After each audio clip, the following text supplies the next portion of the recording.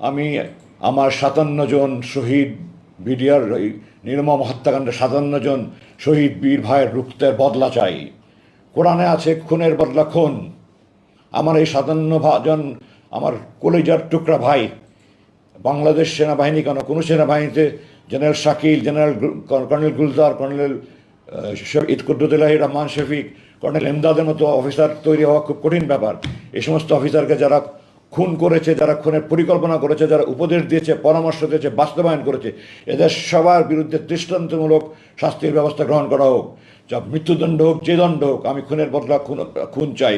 যারা খুনের দোষর সবার তদন্ত, প্রকৃত তদন্ত করে অপরাধ বের করে বিচার কাজ পূর্ণভাবে সম্পূর্ণ করতে হবে। এটার জন্য আমি সরকারের প্রতি আহ্বান জানাই এবং এর সাথে এও জানাই যে সেই পূর্ববর্তী সরকারের সময় যে তদন্ত কমিটি হয়েছে তার পূর্ণাঙ্গ রিপোর্ট প্রকাশ করা হোক এবং যারা তদন্ত